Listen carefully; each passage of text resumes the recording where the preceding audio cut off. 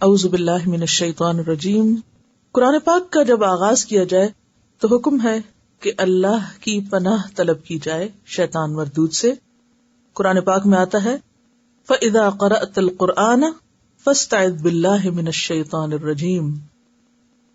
سورۃ النحل آیت نمبر 98 کہ جب تم قرآن کی تلاوت کرو تو شیطان مردود سے اللہ کی پناہ مانگو.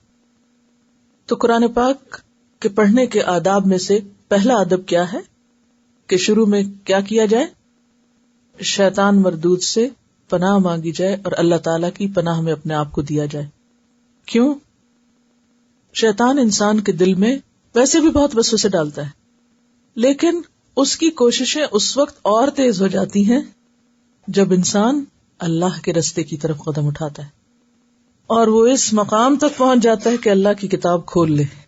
کیونکہ اب وہ اور زیادہ خوف میں مبتلا ہو جاتا ہے نا کہ اگر یہ شخص قرآن سے جڑ گیا تو پھر کیا ہوگا، میرے ہاتھ سے نکل جائے گا.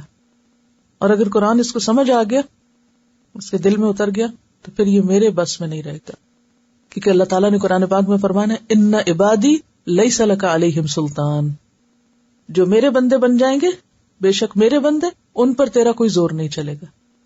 تو وہ پورا زور لگاتا ہے کہ انسان قرآن پڑھ کر بھی بھٹکے یا قرآن پڑھتے سمجھتے ہوئے بھی ادھر ادھر ہو جائے. جیسے نماز میں سب زیادہ وسوسے ڈالتا ہے، اسی طرح قرآن پڑھتے وقت بھی بہت وسوسے ڈالتا ہے. یہ تو بہت مشکل ہے اور یہ تو تمہارے بس کی بات نہیں، اور کیا پتا اس کا معنی یہ نہ ہو، کچھ اور ہو، اور اس طرح کی باتیں جو انسان کو اس سے پیچھے کر دیں، ہٹا دیں. اس لیے بہتر ہے کہ جب انسان قرآن کھولے، پڑھنے لگے تو اعوذ باللہ کے ساتھ ابتدا کرے. لہذا آپ اعوذ باللہ من الشیطان الرجیم بھی پڑھ سکتے ہیں، اعوذ باللہ السمیع العلیم من الشیطان الرجیم بھی پڑھ سکتے ہیں، یعنی کسی بھی طرح اللہ تعالیٰ کی پناہ میں آئیں. بسم اللہ الرحمن الرحیم، اللہ کے نام سے جو بہت مہربان بار بار رحم فرمانے والا ہے. بے حروف تہجی میں سے، جسے الف با تا سا ہم کہتے ہیں. عربی میں کچھ حروف تہجی ایسے ہیں کہ جن کے معنی ہیں، جن میں سے سب سے پہلے بے کا یہاں پر حرف آیا ہے. بے کا معنی ہوتا ہے ساتھ.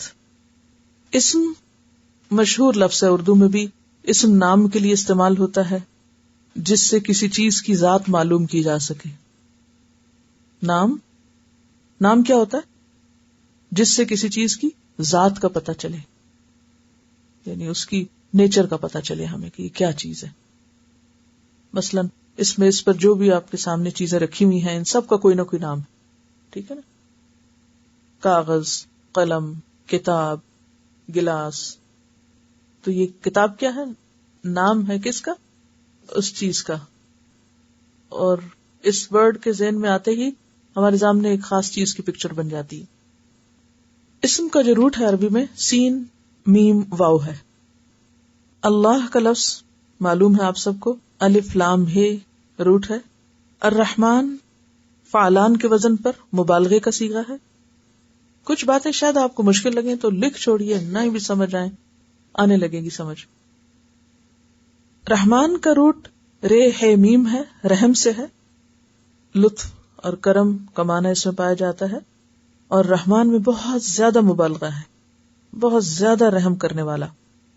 الرحیم کا لفظ بھی اسی روٹ سے ہے، اس کا بھی روٹ رے ہے میم ہے، بہت زیادہ رحم فرمانے والا.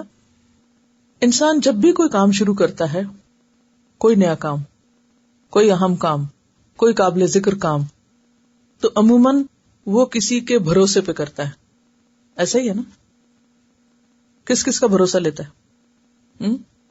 کبھی اپنی طاقت، میں کر سکتی ہوں، کبھی اپنی ذہنی طاقت، کبھی قابلیت، کبھی صحت، کبھی اپنی عقل اور علم اور سمجھداری. اور انسان سمجھتا ہے کہ یہ تو میرا کمال ہے، میں کرنے والا ہوں، میں کر سکتا ہوں. یا پھر اپنے سے باہر کچھ اور چیزوں کا بھروسہ لیتا ہے، بچے کام آئیں گے، یا یہ میرا مال کام آئے گا، یا فلاں میرے دوست میرا ساتھ دیں گے، یا فلاں انسان میری مدد کرے گا. ایسے ہی ہوتا ہے نا؟ کوئی اہم کام آپ کرنے لگے تو کیا خیال آتا ہے میرے پاس پیسے، میں کر سکتا ہوں، ہے مجھے اتنی سمجھ، میں خود یہ سیکھ سکتا ہوں. تو یہ بالکل ایک قدرتی سی بات ہے کہ انسان جب بھی کوئی اہم کام، مثلاً آپ اگر آج کل کے حساب سے دیکھیں تو آپ کی زندگی میں اہم کام کیا ہوا ہے؟ قرآن کا آغاز آپ کر رہے ہیں آج، یا اس کورس کا آغاز کیا آپ نے، تو آپ کے دل میں کیا خیال آیا؟ میرے پاس گاڑی بھی ہے، میرے پاس وقت بھی ہے، یا میری ہمت توفیق بھی ہے، عقل ہے، سمجھ ہے، سب ہے اور میں کر سکتی ہوں. قدرتی تو شیطان ایسی باتیں ذہن میں ڈالتا ہے، اور عام رجحان بھی یہی ہوتا ہے کہ جب ہم کسی اہم کام کے کرنے کا سوچتے ہیں تو ہم سوچتے ہیں آتا ہے مجھے، میں کر سکتا ہوں. کبھی اپنے علم پہ بھروسہ، کبھی اپنی طاقت پہ بھروسہ، کبھی کسی بھی خارجی امر پہ بھروسہ، کبھی اسباب پہ بھروسہ. ٹھیک ہے، انسان کو اللہ تعالیٰ نے حکم دیا کہ وہ اسباب کو استعمال کرے، لیکن اسباب پر بھروسہ نہیں. تو کیا کرے؟ بسم اللہ الرحمن الرحیم.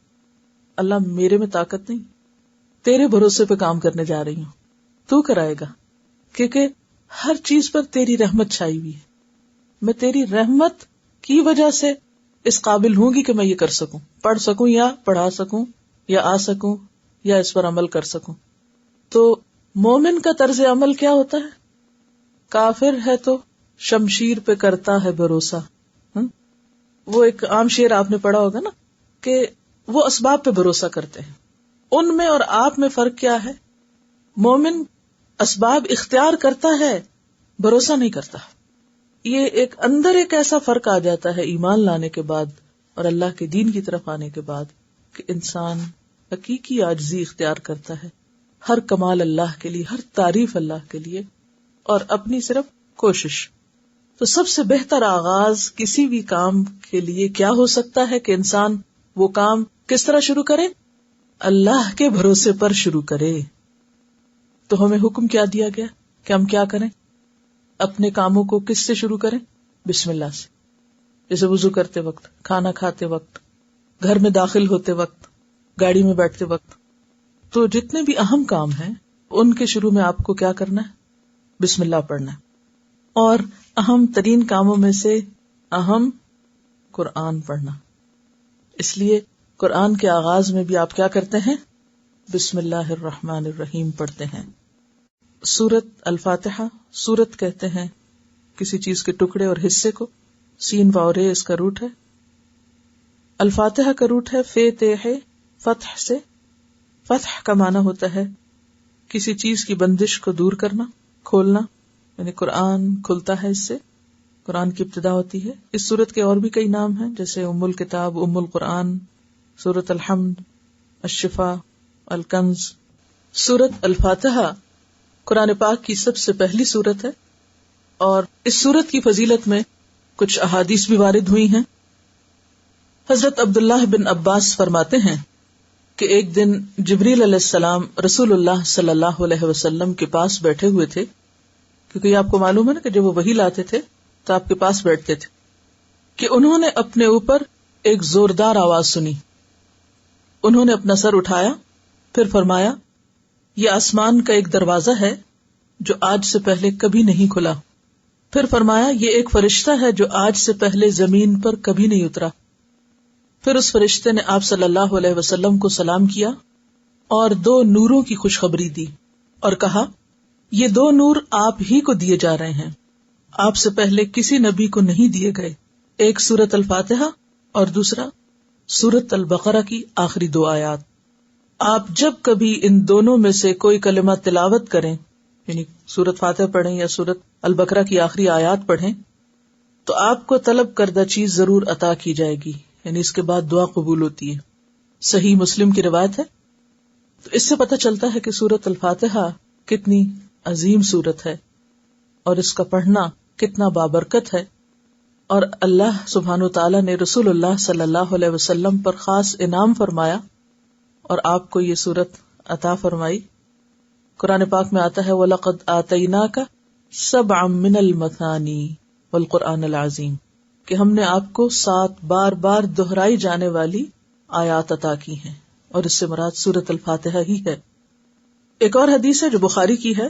ایک صحابی سے آپ نے فرمایا میں تجھے قرآن کی ایک ایسی سورت بتلاؤں گا جو قرآن کی سب سورتوں سے بڑھ کر ہے، اور وہ ہے الحمدللہ رب العالمین، اور یہی ہے وہ 7 آیات جو بار بار دہرائی جاتی ہیں، اور قرآن عظیم جو مجھے دیا گیا. حضرت ابو ہریرہ رضی اللہ عنہ فرماتے ہیں کہ آپ صلی اللہ علیہ وسلم نے فرمایا سورۃ الحمد ہی ام القرآن ام الکتاب اور دہرائی ہوئی 7 آیات ہیں. یہ ترمذی کی روایت ہے. کیا ام القرآن، ام کا کیا معنی ہوتا ہے؟ ماں، اور ماں سے مراد یہاں کیا ہے؟ یعنی اصل، بنیاد. ام الکتاب اور دہرائی ہوئی 7 آیات. اس سورت کا نام الشفا بھی ہے اور الرقیہ بھی ہے، یعنی اس کے ذریعے دم بھی کیا جاتا ہے، شفا بھی حاصل ہوتی. اور ویسے تو قرآن سارے کا سارا ہی شفا ہے. سورت الفاتحہ ترتیب نزولی کے اعتبار سے 5ویں نمبر پر آتی ہے، اور یوں یہ نبوت کے ابتدائی دور میں نازل ہوئی، اور یہ پہلی سورت ہے جو پوری کی پوری ایک ہی بار اتری. باقی صورتیں تو کس طرح ہوتی ہیں کہ کوئی حصہ ایک دفعہ اترا، پھر کچھ بعد میں اترا، پھر ان کو اکٹھا کیا گیا، لیکن یہ پوری 7 آیات اکٹھی اتری ہیں.